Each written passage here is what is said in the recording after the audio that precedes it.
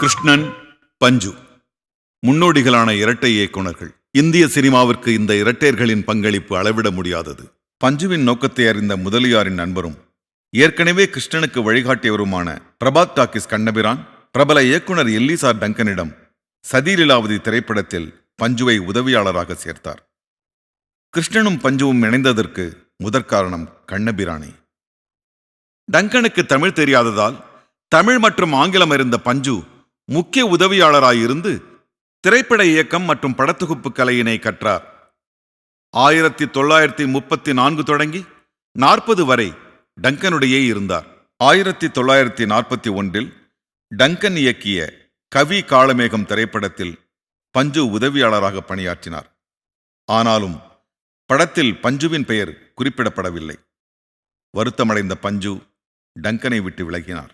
அதன் பின் டி.கே. சண்முகம் சகோதரர்கள் தயாரிப்பில் பி.என். ராவ் இயக்கத்தில் கோயம்புத்தூர் பிரீமியர் சினிடோன் ஸ்டுடியோவில் படமாக்கப்பட்டு மாபெரும் வெற்றி பெற்ற குமாஸ்தாவின் பெண் திரைப்படத்தில் பஞ்சு உதவி இயக்குனராக பணியாற்றினார். பின் அதே ஸ்டுடியோவில் படத்தொகுப்பாளராக பணியாற்றி வந்தபோது பிரபல இயக்குனர் ராஜா சாண்டோவிடம் உதவி இயக்குனராகவும் இருந்தார். அதே ஸ்டுடியோவில் லெபார்டரி பொறுப்பாளராக பணிபுரிந்த கிருஷ்ணனை பஞ்சு மீண்டும் சந்திக்க நேர்ந்தது. அதன் பின் வாழ்நாள் முழுவதும் இணைபிரியாத இரட்டையர்களாக அவர்களின் நட்பும் தொடர்ந்தது. பஞ்சு மாடர்ன் தியேட்டர்ஸ் டி.ஆர். சுந்தரத்தின் தனி உதவியாளராக மாயாஜோதி திரைப்படத்தில் பணியாற்றினார். இயக்குனர் மேதை ஒய்.வி. ராவிடமும் உதவியாளராக சிறிது காலம் பணியாற்றினார். ராஜா சாண்டோ இயக்கத்தில் 1942 ஆராய்ச்சி மணி அல்லது மனுநீதி சோழன் என்கிற திரைப்படம் அந்த ஸ்டுடியோவில் படமாக்கப்பட்டது. ராஜா சாண்டோ ஆணைப்படி இரட்டையர்கள் கிருஷ்ணன் பஞ்சு இணைந்து சிக்கலான உச்சக்கட்ட காட்சியை புத்திசாலித்தனமாக படமாக்கினர். அதுவே இருவரும் இணைந்து இயக்குனராக பணியாற்றும் வாய்ப்பையும் பெற்று தந்தது. ஆராய்ச்சி மணின்னு பேர். மனுநீதி சோழனுடைய கதை. மனுநீதி சோழன் உங்களுக்கு தெரியுமே, அவரு அது மகன் வந்து தேர்கால ஒரு கண்ணுக்குட்டி கொண்டுட்டான்னு சொல்லி அந்த மகனையே தேர்கால வச்சு கொண்டாருங்கிற கதை. அதில் மணி அடிக்கணும், அந்த பசுமாடு போய் மணி அடிக்கணும் அப்படின்ற ஒரு காட்சியை எடுத்துகிட்டு இருக்கிறாங்க. அது ரொம்ப நேரமாக அவங்களும் நிதானமாக பண்ணி எடுத்துகிட்டு இருக்கிறாங்க. அதாவது அந்த மணியோட கயிற்றில் வாழைப்பழம் வச்சு மாடை அட்ராக்ட் பண்ணி பார்த்தாங்க. மாடு வாழைப்பழம் தின்ன போகுது, ஆனால் அதோடு சரி, மறுபடியும் மாடு எதுவும் பண்ணுறதா இல்லை. அப்படி இருக்கும்போது இவங்க 2 பேரும் இப்போ ஃப்ரெண்ட்லியாக பேசிக்கிற மாதிரி தனியாக உட்காந்து அதை கிண்டல் பண்ணியிருக்காங்க. இது எடுக்கிறதுக்கு இவ்வளோ கஷ்டப்படுறாங்களேன்ற மாதிரி கிண்டல் பண்ணியிருக்காங்க. அப்போ அந்த நியூஸ் வந்து ராஜா சாண்டோவுக்கு போயிடுச்சு. இவங்க 2 பேரையும் கூப்பிட்டு அவர் வந்து என்னடா பெருசாக கிண்டல் பண்ணுறீங்க, உங்களால் எடுக்க முடியுமா, நீங்கள் கேமராவும் ஃபிலிமும் கொடுங்க சார், நாங்கள் எடுத்துக்காமடா பார்க்கலாம் அப்படின்னு சொல்லிட்டு கோபத்தோடு போயிட்டுருக்கார். இவங்க 2 பேரும் உட்காந்து, அப்பா நான் சொன்ன மாதிரி அவர் ஒரு ஃபிசிக்ஸ் ஸ்டூடெண்ட்ன்றதுனால அப்போ வந்திருக்க கேமராவில் ரிவர்ஸ் ஓடுற ஒரு இதெல்லாம் கிடையாது. கேமரா வந்து ஜென்ரலாக ஏசிடிசி அந்த ப்ராப்ளம்லாம் இருந்தது. So they decided to reverse the current. ஒரு மோட்டரில் கரண்ட் ரிவர்ஸ் பண்ணி போகும்போது மோட்டர் வந்து ரிவர்ஸை ஓடுறதுக்கான சான்சஸ் இருக்குதுன்றது பேசிக் ஃபிசிக்ஸ். அதை வச்சு அதில் வந்து அந்த கேமராவை ரிவர்ஸில் ஓட விடலாம் அப்படின்னு டிசைட் பண்ணாங்க. அதுக்கப்புறம் மாடு எப்படி வந்து முட்டும் அப்படின்னா, மாட்டு அந்த கயிற்றுல ஒரு முடிச்சை போட்டு அவுட் ஆஃப் ஃப்ரேம்லேருந்து அந்த கயிற்றை வந்து மாட்டோட தலையில் ஒருத்தர் தள்ளுவார். அப்போ நேச்சுரலி ஒரு மாடு அது முட்டும் இல்லையா, அது முட்டினது ரிவர்ஸில் வரும்போது அது இழுக்கிற மாதிரி வரும். ரிவர்ஸ் ஷாட்டில் எடுத்து மணி அடிக்க மாதிரி பண்ணிட்டாங்க. இப்போ மாடு அழுகணுமே, அம்மான்னு கத்தணுமே, அதுக்கு என்ன பண்ணால் ஒரு வெட்டினரி டாக்டரை கூட்டி வந்து அந்த கண்ணுக்குட்டி ஊசி போட்டு மயக்கமுடைய வச்சு அதை பார்த்தோன்னே உண்மையிலே மாடு அம்மான்னு கத்தி கண்ணு தண்ணி வந்து 2 சேர்த்து எடுத்தோன்னே அது ராஜா சவுண்டை மிரண்டு போயிட்டே, பசங்களா கில்லாடி பசங்களா நீங்கள் அடுத்த படத்தை நீங்களே டைரக்ட் பண்ணுங்கன்னு சொன்னார். கே.ஆர். ராமசாமியை தாங்கள் இயக்கும் முதல் படத்தில் கதாநாயகனாக்குவதாக கிருஷ்ணன் பஞ்சு அவருக்கு வாக்களித்திருந்தனர். இயக்குனர் வாய்ப்பு வந்தவுடன் தயாரிப்பாளரிடம் ராமசாமியை கதாநாயகனாக்க வலியுறுத்தினர். தயாரிப்பாளர் முதலில் தயங்கினாலும் இரட்டையர்கள் அவரை கதாநாயகனாக்குவதில் உறுதியாக இருந்து அதை வெற்றி படமாக்கியும் காட்டினர். பூம்பாவை பட விளம்பரம் மற்றும் டைட்டில் கார்டில் இயக்குனர் பெயராக டி. பாலாஜி சிங்கின் பெயரும் மேற்பார்வையாளர்களாக கிருஷ்ணன் பஞ்சு என்றும் தயாரிப்பாளர்கள் குறிப்பிட்டிருந்தார்கள். கோபம் கொண்ட இரட்டையர்கள் தயாரிப்பாளர்களை கடிந்து வெளியேறினர். வெவ்வேறு சமூகத்தினராயிருந்தாலும் கிருஷ்ணனின் ஒன்றுவிட்ட சகோதரி சரோஜாவை தன்னை வளர்த்த தாயார் மற்றும் தாய்மாமன் அனுமதி இல்லாமலேயே பஞ்சு 1944 திருமணம் செய்து கொண்டார். அவர்கள் இருவரும் திருமணத்திற்கு வரவில்லை. கலப்பு மனம் செய்து கொண்டு பெரும் புரட்சி செய்தார். பஞ்சு அவர்கள் வெறும் வார்த்தை வீரர் அல்ல, செயல் வீரர். Mister Deeds goes to town என்ற ஆங்கில படத்தின் கதையால் ஈர்க்கப்பட்டு பேரறிஞர் அண்ணாதுரை 15 நாட்களில் எழுதிய நல்ல தம்பி கதையை இயக்கும் வாய்ப்பு இரட்டைகளுக்கு கிடைக்கப் பெற்றது. NS கிருஷ்ணன் முக்கிய கதாபாத்திரத்தில் டி பானுமதியுடன் நடிக்க ஒரு கல்ட் கிளாசிக் படம் வெளிவந்தது. என்ன பேசாம இருக்கிற? சட்டப்புன்னு நீங்க தானே சொன்னீங்க. ஓ, இங்கிலீஷும் தெரியுமா உனக்கு? தெரியும், ஆனா தமிழையும் இங்கிலீஷையும் கலந்து பேச மாட்டேன் உங்கள மாதிரி. கொஞ்சம் திமிர் பிடிச்சவன் தான் போல இருக்கு. பார்த்தா அப்படித்தான் தெரியுது. பானுமதியை தமிழ் சினிமாவிற்கு அறிமுகப்படுத்திய ரத்னகுமார் நிதி நெருக்கடியால் பைத்தியக்காரன் தொடங்கும் முன் ஆரம்பித்து நல்ல தம்பிக்கு பிறகே வெளியாகியது. என் அன்பை கேட்டீர்கள். எழில் ததும்ப மனம் புரிந்தோம், காதல் ததும்ப வாழ்ந்தோம். காதலித்த பாவத்திற்கு ஏதாவது காசு பணம் வாங்கிக்கொள். சுவாமி, பணத்துக்கும் கிடைக்குமா காதல்? அது ஊனையும் உணர்வையும் உயிரையும் தாண்டி அப்பால் தொடரும் அன்பு. அந்த அன்புதான் வேண்டும். அந்த அன்பு இளவரசியிடம் சென்று விட்டது. அது எட்டாக்கனி, அவள் பட்டத்து இளவரசி. இப்போது நான் பணக்காரன், பணம் பாதாள வரையிலும் பாயும். இளவரசி அடைவேன், எப்படியும் இளவரசி அடைந்தே தீர்வேன். கலைஞர் கருணாநிதி எழுதிய பராசக்தி தமிழ் சினிமாவின் அடையாளத்தையே மாற்றியது. சிவாஜி கணேசன், SS ராஜேந்திரன் போன்ற திறமையான நடிகர்களை அறிமுகப்படுத்தியது. 64 வருடங்கள் கடந்தும் இந்திய சினிமாவில் இப்படத்தின் தாக்கம் பற்றி இன்றும் பேசப்படுகிறது. இந்த பராசக்தி பாவலர் பாலசுந்தரம்னு திருவாரூர்காரர் ஒருத்தர் நாடகமாக எழுதி தமிழ்நாடு பூரா அந்த நாடகங்கள் போயிட்டு இருக்குது. அந்த நாடகத்தை படமாக்கலாம் அப்படிங்கும்போது கலைஞர் அவர்களை வச்சு திரைக்கதை வசனம் எடுக்கலாம்னு சொல்லிட்டு இவரை கூப்பிட்டு ஒரு ஏற்பாடு பண்ணுறாங்க. யாரை ஹீரோ போடலாம்னா நூர்ஜஹான் ஒரு நாடகத்தில் பெண் வேடம் போட்ட சிவாஜி நடிப்பை வேலூரில் போய் இப்பயே பெருமாள் மொழியை பார்க்குறாரு. பெருமாள் மொழியார் பார்த்துட்டு இவ்வளோ பிரமாமல் ஆக்ட் பண்ணுறான், இந்த பையன் தான் படுற ஹீரோன்னு அவர் முடிவு பண்ணுறாரு. நீங்கள் கூட்டிகிட்டு வந்து பார்த்தா என்ன பிரச்சனைன்னு சொன்னோம்னா, இவர் பார்க்கறதுக்கு பர்சனாலிட்டியாக இருக்க மாட்டார். ஒரு மாதிரியாக ஒட்டி போய் மூஞ்சி ஒரு மாதிரியாக இருந்தார். அவர் வறுமையில் அடிபட்டு பஞ்சத்தில் அடிபட்ட ஆள் மாதிரி கண்ணு ரெண்டும் பெருசாக இருக்குது, மூக்கு நீளமாக இருக்குது, தலை பின்பக்கம் ரெட்டை மண்டையாக இருக்குது, எலும்பு தூரமாக இருக்கா பையன். பட் முதலாளி வந்து கட்டாயம் இந்த பையன் தான் போகணும் கட்டாயப்படுத்துறாரு. செட்டியார் சொல்கிறார், ஐயோ என்னையா இப்படி இருக்கான் பையன் அப்படிங்கிறாங்க. சீனெல்லாம் கொடுத்தாங்க, ஷூட் பண்ணாங்க. முதல் எடுக்கப்பட்ட காட்சி சக்சஸ் என்கின்ற சொல்லோடு தான் துவங்கும். சக்சஸ். இன்று முதல் நானும் ஒரு ஏமாற்றுக்காரன். கணேசா, இங்கிட்டு வா, இங்கிட்டு போ, அங்கிட்டு போகும்பாரு. நான் கிட்ட போய் நின்று அப்படிலாம் சொல்லாதீங்க. இவர் ஒரு நாள் பெரிய மனிதராக வருவார், நான் வேணா கை கட்டி நிற்க வேண்டிய சூழ்நிலை வரும்னு சொன்னவன் சார். நான் ஒரு 10,000 அடி வரைக்கும் படம் வளர்ந்தாச்சு. படத்தை எங்கள் தாப்பனார் போட்டு பார்த்தாரு. எல்லோரும் இருந்தாங்க, பெருமாள் முதலியார், கிருஷ்ணன் பஞ்சு சார். அப்போ எங்கள் தாப்பனார் வந்து பஞ்சு சாரை கேட்குறாரு. பஞ்சு சார் தான் ஆக்டிவ், கிருஷ்ணன் வந்து கொஞ்சம் பின்னாடி இருந்து கதைகள் அதெல்லாம் தயாரிப்புக்கு வேண்டியதெல்லாம் ஹெல்ப் பண்ணுவாரே தவிர ஷூட்டிங் ஸ்பாட்டில் டைரெக்டாக இருந்து எல்லாம் செய்கிறவர் பஞ்சு சார் தான். அதான் கிருஷ்ணன் பஞ்சுவோட பார்ட்னர் பஞ்சு சார். அவர் வந்து சொன்னார், எனக்கு அந்த பையனுடைய பர்ஃபார்மன்ஸ் பிடிச்சிருக்கு சார், ஆனால் அவனுடைய உடல் கட்டு ரொம்ப ஒல்லியாக கண்ணெல்லாம் கொழி விழுந்து போய் அதுதான் சார் எனக்கு திருப்தியாக இல்லை, ஆனால் பெர்ஃபார்மன்ஸ் இஸ் வெரி குட் அப்படின்ட்டாரு பஞ்சு சார். அப்போ என்ன பண்ணலாம் சார், இந்த பையனே கண்டினியூ பண்ணுமா, இல்லாட்டினா நான் சொன்ன மாதிரி KR ராமசாமியை போட்டு எடுப்போமா? இல்லை சார், அதெல்லாம் வேண்டாம், இந்த பையனே வச்சு எடுப்போம். நீங்கள் சரின்னு சொன்னீங்கன்னா இதை நம்ம திருப்பி ரீஷூட் பண்ணுவோம். இந்த பையனுக்கு ஒரு 2 மாதம் டைம் கொடுப்போம். அவனை கொஞ்சம் நல்ல சாப்பாடெல்லாம் சாப்பிட்டு கொஞ்சம் உடம்பை தேற்றிக்கிட்டு அவன் ஹெல்த்தியாக வரட்டும். அதுக்கப்புறம் நம்ம வந்து டெஸ்ட் எடுத்து பார்த்துட்டு இப்போ எடுத்ததையே நம்ம திருப்பி ரீஷூட் பண்ணுவோம் அப்படின்னு பஞ்சு சார் சொன்னார். அப்படி மாற்றி கோர்ஸில் ஷூட் பண்ணாங்க. ஷூட் பண்ணதுக்கப்புறம் அதை போட்டு ஏவிஎம் செட்டியார் பார்த்துட்டு, ஐயோ இந்த பையன் தானே நான் வேணும்னு ஆசைப்பட்டேன், இவ்வளோ பரமா பண்ணியிருக்கானே, கண்டிப்பாக இவனை வச்சு முடிக்கலாம் முடிவு பண்ணி நம்ப மாட்டேங்க. அந்த நீதிபதி வீடு, இந்த காக்கா பாட்டு பாடின அந்த கிணத்து மேடு, கல்யாணி இட்லி விற்கிற இடம், எல்லாத்தையும் செட்டை வந்து ஏவிஎம் மொத்த இடத்துலையுமே பீஸாக போட்டு 15 நாளில் மொத்த படத்தை திரும்ப எடுத்து அதுதான் நம்ம பார்த்த பராசக்தி படம். பிஃபோர் பராசக்தி வேறு மாதிரி சினிமா இருந்தது. பராசக்திக்கு அப்புறம் கலைஞருடைய டயலாகு, சிவாஜியினுடைய பெர்ஃபார்மன்ஸுக்கு அப்புறம் ஜனங்க எதிர்பார்க்க ஆரம்பித்தாங்க, நல்ல டயலாக் டெலிவரி வேணும், நல்லா ஆக்ட் பண்ணணும் அப்படின்ற அந்த கான்செப்டை கிரியேட் பண்ண படம் பராசக்தி. வெளிநாட்டிலிருந்து திரும்பிய ஒரு தமிழனுக்கு வாழ வழி இல்லை, தமிழ்நாட்டிலே பிறந்த ஒரு பெண்ணுக்கு வாழ்வதற்கு பாதுகாப்பில்லை. என் தங்கை மட்டும் கொஞ்சம் விட்டு கொடுத்திருந்தான்.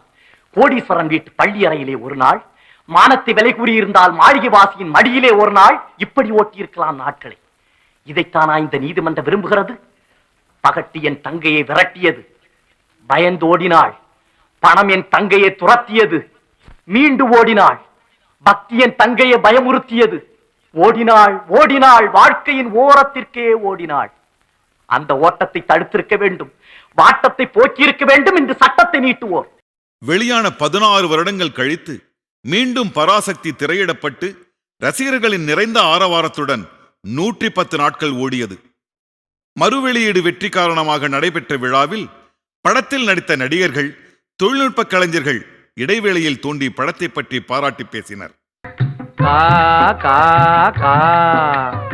ஆகாரம் உன்னை எல்லோரும் ஒன்றாக அன்போடு ஓடிவாங்க, ஆகாரம் உன்னை எல்லோரும் ஒன்றாக அன்போடு ஓடிவாங்க என்ற அனுபவ பொருள் விளங்க, அந்த அனுபவ பொருள் விளங்க காக்கை அண்ணாக நீங்கள் அழகான வாயால் பண்ணாக பாடுறீங்க.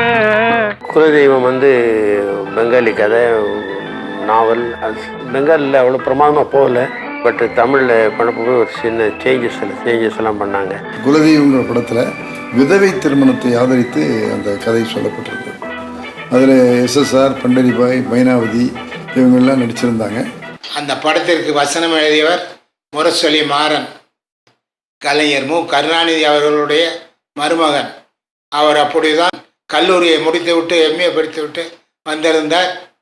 அவர் கதை வசனம் எழுதினால் படம் நன்றாக இருக்குமா என்று சிலர் ஐயப்பட்ட நேரத்தில் நன்றாக இருக்கும் என்று வலியுறுத்தி அவரை கதை வசனகர்த்தாவாக திரையுலகில் அறிமுகம் செய்தவர் டைரக்டர் பஞ்சு அண்ணன் அவர்கள். குலதெய்வம் படத்தில் கிருஷ்ணன் பஞ்சு சார் முரசொலி மாறன் போட்டதுனால தான் நம்முடைய மாறன் சாருக்கு முரசொலி மாறன்கிற பட்டமே வந்தது. குலதெய்வம் அந்த வருஷத்தில் வந்த தமிழ் படங்களுக்கு நேஷ்னல் அவார்டில் குலதெய்வத்துக்கு வந்தது. நிறைய அவார்ட்ஸ் வந்தது அந்த படத்துக்கு. எல்லாத்த விட அந்த படம் கமர்ஷியலாக பெரிய ஹிட் ஆனது ரொம்ப மறக்க முடியாது. நான் ஸ்டார் காஸ்ட் படம், ஹிந்திலையும் ஒரு தண்டரிங் சக்ஸஸ் அப்படின்னு சொன்னால் அந்த படத்தை சொல்லலாம், அந்த அளவுக்கு போச்சு. அன்னையம்பிதாவுங்கிற படம் AVM தயாரிச்சாங்க. அந்த படம் நான் எழுதும்போது பேரறிஞர் அண்ணா, கலைஞர் கருணாநிதி, முரசொலி மாறன் போன்ற, ஜாபர் சீதாராமன் போன்ற பெரிய எழுத்தாளர்கள், KS கோபாலகிருஷ்ணன் போன்றவங்கெல்லாம் எழுதின இடத்துல நீங்க எழுதுறீங்க, அதனால நீங்க இன்னும் நல்லா எழுதலாம்னு சொல்லி என்னை ஊக்கப்படுத்தினேன். பாஸ்கர், விதியால என் பார்வைத்தான் பறிக்க முடிஞ்சது, என் குடும்ப கௌரவத்தை பறிக்க முடியல. அந்த விதியால செய்ய முடியாத கொடுமையை நீ செஞ்சுட்டேன். மானத்தை எழுந்துட்டு இந்த பொண்ணைய உயிரோட வாழ மாட்டேன்னா வாழ மாட்டேன். மூக்காமுத்துவை அறிமுகப்படுத்தி ஒரு சிறப்பான படத்தை, கலைஞருடைய வாரிசை அறிமுகப்படுத்தினார் அண்ணன் பஞ்சு அண்ணன் அவர்கள். நடிக்க வைத்து பாட வைத்து பிள்ளையா பிள்ளையை சிறப்பாக செய்தவர் அண்ணன் அவர்கள். தானே தலைவர் கலைஞரோட மகன் அப்படிங்கிற ஒரு பெரிய இன்ட்ரடக்ஷனோட அவரை எடுத்துகிட்டு கூட்டிகிட்டு வராங்க. அவர் நல்ல ஹார்ட் ஒர்க் பண்ணார். அந்த படம் ஒர்க் அவுட் ஆச்சு. ஃபஸ்ட்டு எடுத்தோடனே நாங்கள் அவுட்டோர் போனோம். மலம்புழா டேம் அந்த சைடுக்கு நாங்கள் போகிறோம். டெய்லி சாயந்தரம் நல்லா வெயில், காலையிலேருந்து ஏதாவது சீனு அது இது ஷூட்டிங் நடந்து சாயந்தரம் நாங்கள் வருவோம். நாங்கள் வந்தவுடனே நான் போய்டுவேன் ரூமுக்கு. திடீர்னு தம்மன்னு சத்தம் கேட்கும் எங்கேயோ. என்னன்னு பார்த்தா பஞ்சு சார் ஒரு கார்னரில் உட்காந்துருப்பார். நம்ம அவர் மிஸ்டர் முத்து டான்ஸ் ரிஹர்சல்ஸ் பண்ண சொல்கிறது. நீ ஆடு, பர்ஃபெக்டாக ஆடு, ஏன்னா நாளைக்கு பப்ளிக்கில் நீ ஆட போகிற. அங்கே யாராவது பார்த்தாங்கன்னா சிரிச்சிட்டா உனக்கு காம்ப்ளெக்ஸ் வந்துடும். நீ கலைஞர் அவரோட சன்னு நீங்கிறத மறந்துடாத. அதனால் நீ அதை மனசில் வச்சு உழைக்க கற்றுக்கோ. ஹீரோ ஆகணும்னா சும்மா இல்லைன்னு. உண்மையிலே அன்றைக்கி எனக்கு என்ன தோணுச்சுன்னா, அந்த ரிஹர்சல் போது நானும் ஒரு பார்ட் போய் ஆடிட்டு வந்தேன். இப்படி திட்டு வாங்கி இப்படி அவர் திட்டிடுவார். திட்டுறதுன்னா இப்படி அப்படி திட்டல, அந்த திட்டுறார் மூக்காமுத்துவை. நான் கொஞ்ச நேரம் கழிச்சு, சார் ப்ளீஸ் கொஞ்சம் நிறுத்துங்க சார், இந்த திட்டினீங்கன்னா என்னையும் வச்சுக்கிட்டு நீ வேணா சேர்த்து திட்டுற, நீ போய் நில்லுன்னார். ஐயோ அதுக்காக இல்லை, இவர் இப்படி திட்டினீங்கன்னா ஃபங்க் ஆகிட்டா ஆட முடியாதுன்னு. இந்த திட்டினா தான் நாளைக்கு வந்து நல்லா உசுபேத்துனா பப்ளிக்கில் போய் ஆடணும். சும்மாவா ஹீரோன்னு பேர், கைத்தட்டல், காசு, பேனரு, மாலை, அப்புறம் ஃபேன் கிளப்பு, சும்மாவா அப்படின்னு அதையே சொல்லி சொல்லி சொல்லி அவர் அப்படியே ட்ரைனிங் பண்ணி 3 தமிழ் அப்படின்னு ஒரு பாட்டு இருக்கும். அந்த பாட்டோட ஷூட்டிங் தான் நாங்கள் அந்த அவுட்டோரில் பண்ணோம்.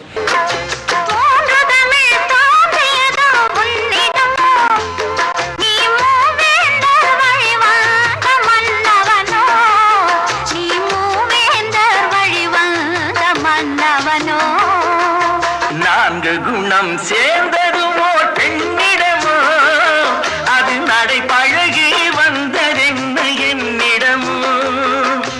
4 குணம் சேர்ந்ததுமோ பெண்ணிடமோ, அது நடை பழகி வந்ததென்ன என்னிடமோ. அந்த சாங் நேரத்தில் மனோகர் சார் தான் வில்லன். அவர் வந்து ஆஸ் யூஷுவல் ஹீரோயின் தனியாக இருந்தால் கையை பிடிச்சா ஹீரோ வந்து காப்பாற்றுவார் இல்லையா, அந்த மாதிரி தான். ஹீரோயின் தனியாக இருக்கும்போது மனோகர் வந்து கொஞ்சம் வம்பு பண்ணுவார், நான் கத்துவேன். கரெக்டாக முத்து வந்து அடித்து ஃபைட் பண்ணி காப்பாற்றிடுவார். ஃபைட் எடுக்கும் பொழுது மனோகர் என்ன சொன்னார், சரி முத்து நீ எனக்கு ரைட்டில் கொடு, நான் லெஃப்டில் வாங்கிக்கிறேன் அப்படின்னார்.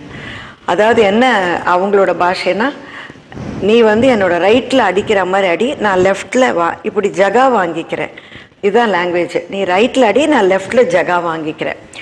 பட் முத்து என்ன நினச்சிக்கிட்டார், நீ ரைட்டில் கொடு நான் லெஃப்டில் வாங்கிக்கிறேன் உடனே, நீ ஒரு ரைட் கையால் என்னை கொடு நான் லெஃப்டில் வாங்கிக்கிறேன் அப்படின்னுட்டு என்ன பண்ணார், இவர் இப்படி அடிக்கும்போது இவரோட திரும்பிட்டார். அடி பட்டேர்னு மூக்கு ஸ்ட்ரெயிட்டாக முத்துவோட ஒரு பஞ்சு அவரோட மூக்கில். பக்கத்தில் நிற்கிறேன் நான், கொட்ட கொட்ட கொட்ட கொட்ட கொட்ட ரத்தம் மனோகர் சார் மூக்கிலேருந்து, கை காலெலாம் விடவிடாங்கிறது. ஃபைட்டர் வந்து என்ன சார் அப்படி அடிச்சுட்டேங்க. பஞ்சு சார் என்ன சொல்ல போகிறாரோ என்ன கற்ற போகிறாரோன்னு பார்த்துன்னே இருந்தான். டேய் ஐஸ் கொண்டா, மூக்கத்தோட லைட் போயின்னு இருக்க, ஷார்ட் ரெடி அப்படின்னாரே பார்க்கணும். எனக்கு ஒரு நிமிஷம் சிரிப்பு ஒரு பக்கம், ஒரு நிமிஷம் விடவிடான்னுது. ஏன்னா மனோகர் பெரிய ஆக்டர், அவர் என்ன பண்ணுவாங்க, அவர் இல்லை கொஞ்சம் இல்லை எல்லாம் சரியாக போயிடும். இவன் ஐஸ் கொண்டு வந்து வச்சா தொடச்சாச்சு. என்ன ஒரு ப்ராக்டிக்கலாக ப்ரொஃபஷனலிசம், ஒரு சிரிப்போ ஐயோ நடந்துட்டு ரத்தம் கொட்டுது எல்லாம் ஒன்றும் கிடையாது, ரியாக்ஷனே இல்லாமல் அப்படி ஒரு சீன் எடுத்திருக்காங்க. அன்னைக்கு நான் கற்றுண்டது, செட்டில் என்ன நடந்தாலும் ரியாக்ட் பண்ணக்கூடாது, ஏன்னா டைம் இஸ் ப்ரிஷியஸ். அவர் சொல்கிறாரு, நீ வந்து இதுக்கு லேட் பண்ணிவிட்டு ஐயோ ரத்தம் அது இதுன்னா டைம் போகிறது, இன்றைக்கி சாயந்தரத்துக்குள்ளே ஃபைட்டை முடிச்சு இவர் அனுப்பணும், ஷெட்யூல் முடிக்கணும், அதை யோசி, தேவையில்லாத பேச்சே வேணாம் அப்படின்னார். இந்த தேவையில்லாத பேச்சு வேண்டாம், டைம் இஸ் ப்ரிஷியஸுங்கிறத அன்னைக்கும் கற்றுக்கிட்டேன் நான்.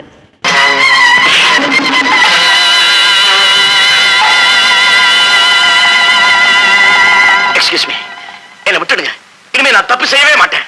இந்த மாதிரி தவறுகளை மனசால நினைக்கவே கூடாது, நிச்சயமா நினைக்க மாட்டேன். 1980 KR விஜயா மற்றும் ஸ்ரீகாந்த் நடித்த மங்களநாயகி திரைப்படம் கிருஷ்ணன் பஞ்சுவின் திரை வாழ்க்கையில் கடைசி படமாக அமைந்தது.